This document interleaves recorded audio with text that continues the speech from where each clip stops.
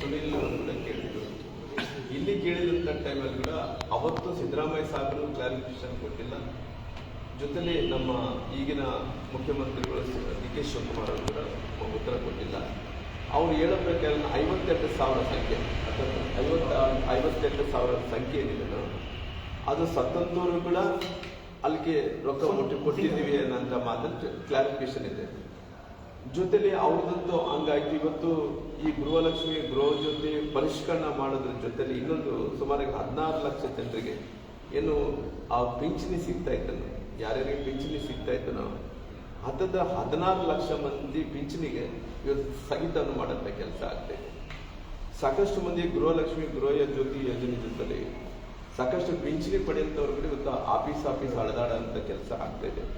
ಕಳೆದ 3 ತಿಂಗಳಿಂದ ಇವತ್ತು ಹತ್ತತ್ರ 16 ಲಕ್ಷ ಜನರಿಗೆ ಪಿಂಚಣಿ ಬರಬೇಕಾಗಿದೆ. ಇಲ್ಲಿ ತನಕ ಆಗಿದೆ, ಪಿಂಚಣಿ ಬಂದಿಲ್ಲ. ಸುಮಾರಾಗಿ 82,000 ಮಂದಿಗೆ 82 ಲಕ್ಷ ಜನರಿಗೆ ಏನು ಪಿಂಚಣಿ ಫಲಾನುಭವಿಗಳಿದ್ದರು. ಟೋಟಲಿ ರಾಜ್ಯದಲ್ಲಿದ್ದಂಥವರು 82,71 ಮಂದಿ ಲಕ್ಷ ಮಂದಿ ಪಿಂಚಣಿ ಫಲಾನುಭವರು ಏನಿದ್ರು ಅವ್ರಿಗೆ ಹತ್ತತ್ರ 14 ಲಕ್ಷ ಜನರಿಗೆ ಪಿಂಚಣಿಗೆ ಕೈ ಬಿಟ್ಟಿದೆ ಸರ್ಕಾರ. ಯಾರ್ಯಾರಿಗೆ ಎಷ್ಟೆಷ್ಟು ಇದೆ ಅಂತ ಹೇಳಿ ಹೇಳ್ತೀನಿ ನೋಡಿ ಸರ್. ಇದರಲ್ಲಿ 5,000 ಕೋಟಿ ಲೆಕ್ಕ ಕೊಟ್ಟಿಲ್ಲ ಎಲ್ಲ ಇದು ಗೃಹಲಕ್ಷ್ಮಿ 5,000 ಕೋಟಿ 5,000 ನೋಡಿ ಸರ್.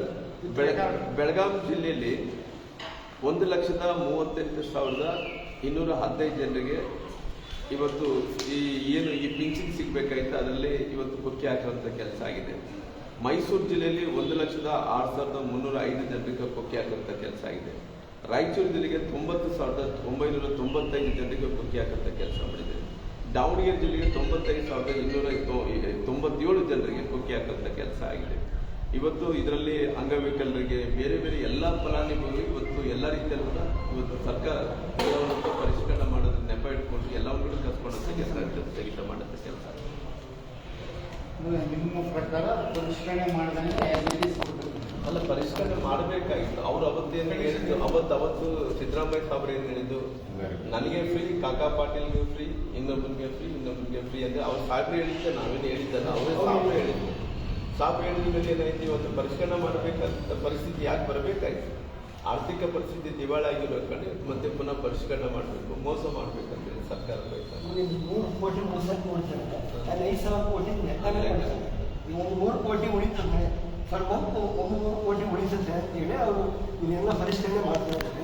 ಆದರೆ 5,000 ಕೋಟಿಗೆ ಲೆಕ್ಕನೇ ಕೊಡ್ತಾರೆ. ತೂಳಲ್ಲಿ ನಮ್ಮ ಕರಿಬೆಸಯ್ಯ ಅಜ್ಜಪ್ಪನವರು ಒಬ್ಬ ರೈತ ಸರ್. ಅವರು ಮೆಕ್ಕೆಜೋಳನ ಅವರು ಬೆಳೆ ಹಾಕಿದ್ರಂತೆ.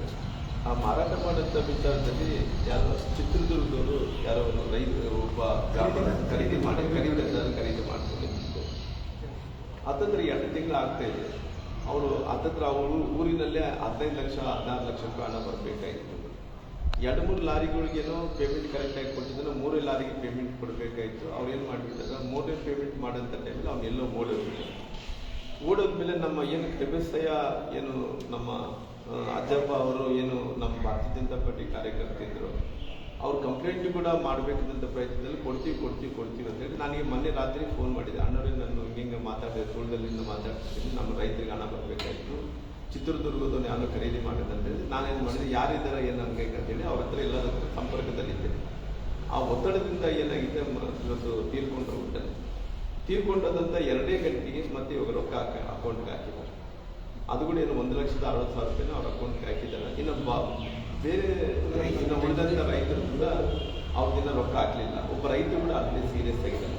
ನಾನು DSP ಅವ್ರಿಗೆ ಹೇಳಿದ್ದೀನಿ, ಮತ್ತು ಸಬ್ ಇನ್ಸ್ಪೆಕ್ಟರ್ ಕೂಡ ಮೇಡಮ್ ಅವರು ಎಷ್ಟು ರೈತರು ಮಾಡ್ಯಾರ ಸರ್? ಅದೇ ಎಷ್ಟು ರೈತರು ಮಾಡಿದ್ದಾರೆ?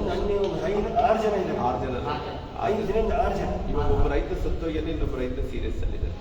ಈ ಕರಿಬೆಸಯ್ಯ ಅಜ್ಜ ಅಂದ್ರೆ ಒಂದೇ ಕರಿಬೆಸಯ್ಯ. ಹಂಗಾಗಿ ನಾನು ತೀರ್ಕೊಂಡಿರೋ ವ್ಯಕ್ತಿ ಅದೊಂದು ಅಮೌಂಟ್ ಇವತ್ತು ಹಾಕಿದ್ದಾರೆ. ಹಾಕಿದ್ದು ಸತ್ತದ ಮೇಲೆ ಹಾಕಿಲ್ಲ. ಸರ್ ಒಂದು ವಿಚಾರ ಸರ್ ಒಂದು ವಿಚಾರ, ಈ ಏನು ಕೃಷಿ ನೀತಿನಲ್ಲ ಇದೇನು ಮೊದಲು APMCಗಳು ಮಾರಾಟ ಮಾಡ್ಕೊಂಡಿದ್ರು. ಅದನ್ನ ಸರಳೀಕರಣಗೊಳಿಸಿದ್ದು BJP ಕೇಂದ್ರ ಸರ್ಕಾರ.